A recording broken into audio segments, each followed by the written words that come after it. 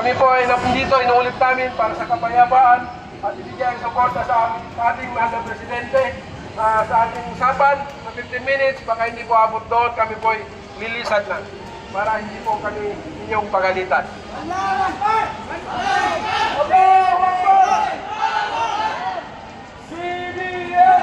BBM!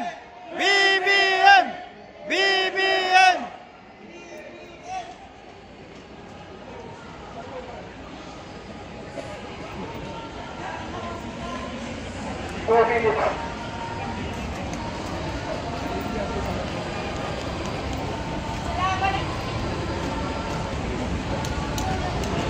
Assalamualaikum warahmatullahi wabarakatuh. Sigaw natin ang suporta natin sa ating Pangulong PBBM. PBBM! BBM! BBM! Ito ay nanggaling sa Mindanao. Sa kasalukuyan po, kami ay naninirahan dito sa Metro Manila. Yung iba po sa amin ay galing pa sa Mindanao. Kanya-kanya po silang pamasahe para lang magsuportahan ang aming Pangulong PBBM.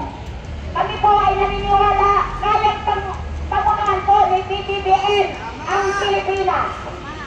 Kaya lang po, kung mayroon man po kayong narinig na allegation sa kanya, ang sinusuportahan po namin ay ang kabutihan na gawa niya. Ang nagawa niyang kabutihan ay yun ang sinusuportahan namin. Pero yung nagawang masama, hindi po kami sumusuporta. Kung mayroon man po sa mga kasamahan niya ay nakagawa ng hindi maganda, kaya po yan sukuin ni PBBM. Kung sino man po aming Pangulo ang may sala, yun po ang mananagot. Kaya po, kami mga taga-PBBM,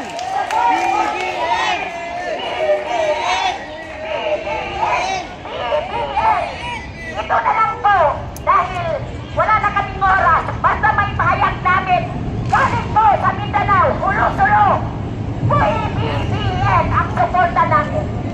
Hanggang dito na lang po. Maraming salamat sa mga aming mga nalulungkulan, mga otoridad. Kayo na lang po ang bahala magpaumanin sa aming lahat. Maraming salamat. Shukran o alay. Shukran. Right, so ayan mga ka-BBM natin, talagang grabe, no? Ang kanilang suporta sa ating Pangulong Bongbong Marcos, no? So ayan, in-interview na po ang ating sa ating organizer na Muslim, no, ng TV5. Ayan.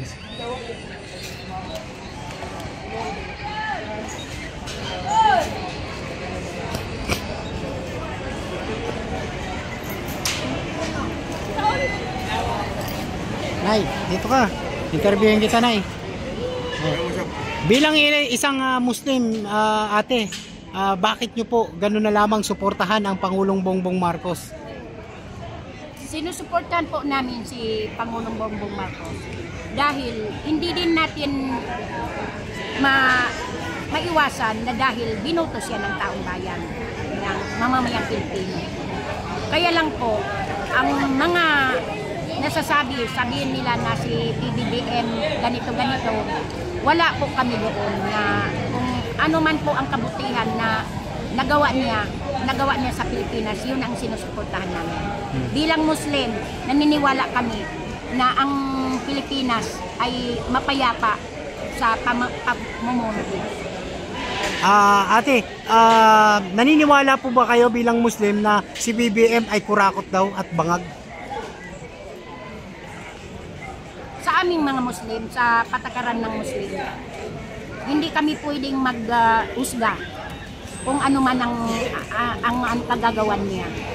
Na ipagpasa Diyos na lang natin kung halimbawa may nagawa, hindi kami naniniwala sa dahil pinili siya ng taong bayan, dapat gagampanan niya ang tungkulin niya bilang Pangulo. Ngayon. So, ate, mensahe nyo na lang po sa ating Pangulong Bongbong Marcos kasi baka ito mapanood niya bilang isang mga Muslim, no, isang kapatid na mga taga Sulupa, no?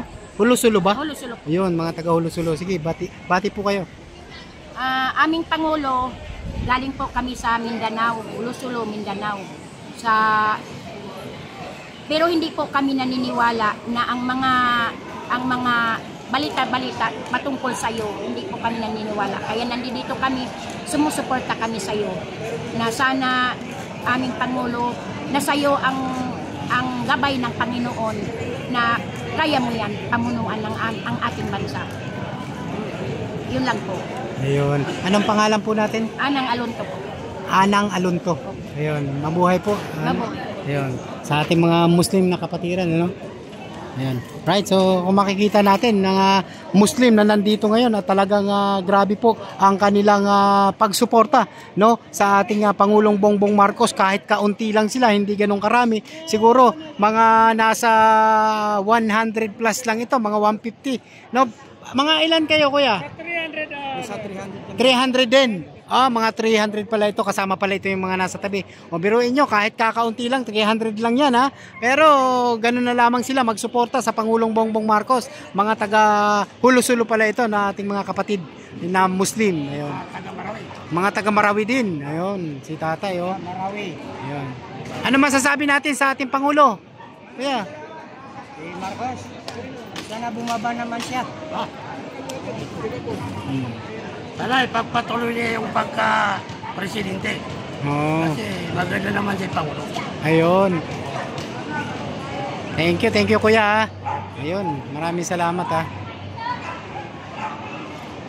Yan, kung makikita natin mga kababayan, ang sabi ni kuya, iba daw yung sinasabi niya. Nagkamali daw yung kasama niya ang sinasabi, bumaba yung mga panggulo daw, no, yung mga panggulo sa administrasyon, yung mga panggulo ay dapat bumaba daw.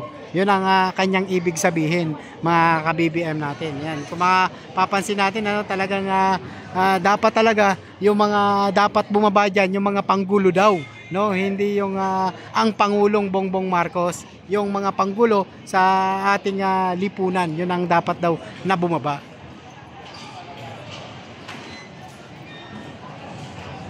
Hindi, yung mga panggulo daw, yun ang iba daw yung kanyang sinasabi. Sabi niya, yung mga panggulo lang daw na sumusuporta sa Pangulo at saka yung mga dawit sa korupsyon, yun ang ibig nila sabihin, mga kababayan, no? Medyo kasi alam mo naman pag Muslim hindi pa masyado marunong magtagalog, no? Kaya medyo naiiba ang kanilang parang pagbanggit ng panggulo or pangulo, no? Yung mga panggulo daw, yun lang daw ang dapat bumaba, sabi ng ating kapatid na Muslim, no? Grabe, no? So mapapansin naman natin na talagang full support sila sa pangulo, kaya sila pumunta rito.